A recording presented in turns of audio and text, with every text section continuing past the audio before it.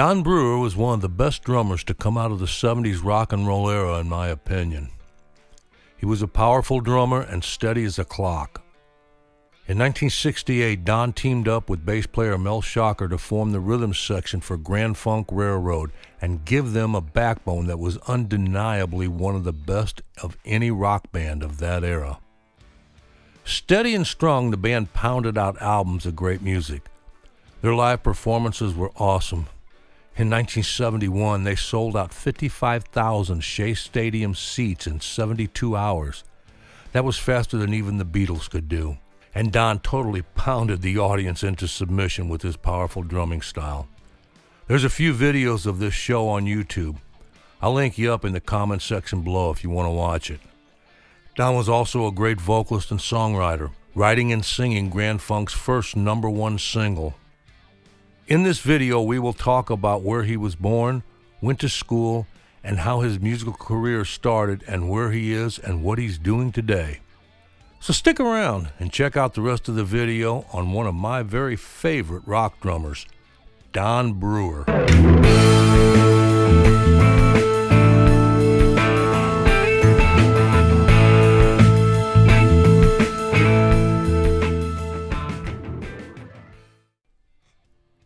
Donald George Brewer was born September 3rd, 1948 in Flint, Michigan, about an hour drive north of Detroit.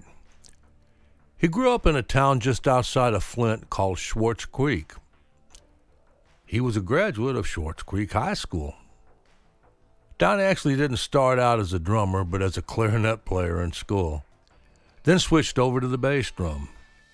After that, he moved on from the bass drum, and his father bought him a drum kit.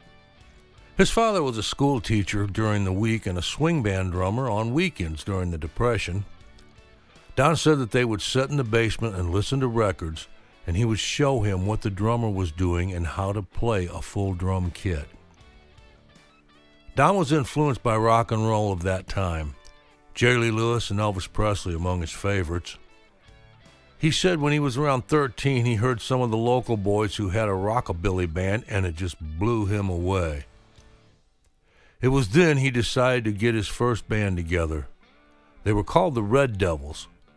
Later on, the members and the band names kept changing, and Don just kept getting better, and so did his bands. Soon, Don was getting ready for the next big step. So the Red Devils kept evolving into other bands. As one thing led to another, and as the style of music kept changing, Don said the music was changing from being popular stuff in the early 60s to the much heavier rock and roll of the late 60s, with groups like Cream and Jimi Hendrix. So he kind of followed that trend. And follow it he did, along with a couple of earlier bandmates named Mel Shocker and Mark Farner. All of the pieces were just seeming to fall into place. Then they changed the band name one last time in 1968 to Grand Funk Railroad. So the band started to make noise around the Detroit area as a power trio. Then an ex-band member named Terry Knight took over managing them in 1969, and they released their first album called On Time, which went on to sell 1 million copies. After that, it was off to the races. In 1972, after getting rid of their manager and losing a lot of money to him in the process, the band shifted gears and added keyboard player Craig Frost.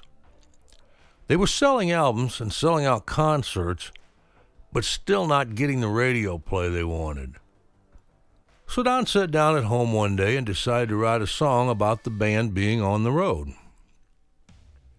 He said, "I just took little pieces of what was going on out on the road with lines like 4 young Chiquitas in Omaha and Sweet Sweet Connie in Little Rock." Sweet Sweet Connie, yeah.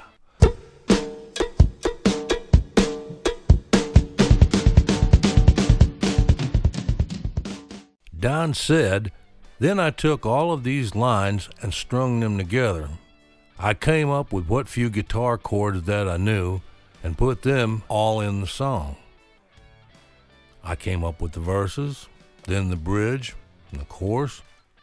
I knew what I wanted to sing, but I didn't have the hook. It just dawned on me one day. That's what we are, that's what we do, and boy did it sing well. I kept working with it on my acoustic guitar in my apartment in Flint, Michigan, flat broke, and looking to find a way to get on FM radio, so that's what came out. What came out was the band's first #1 single titled We're an American Band, with Don singing the lead vocals. Don is also credited in writing on the songs Shining On and Walk Like a Man. And to add more to his credit, he was also lead vocalist on the hit Some Kinda Wonderful.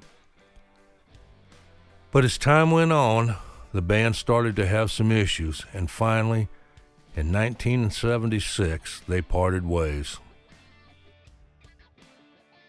After Grand Funk broke up in '76, they tried a brief reunion in the early 1980s, and it just didn't work.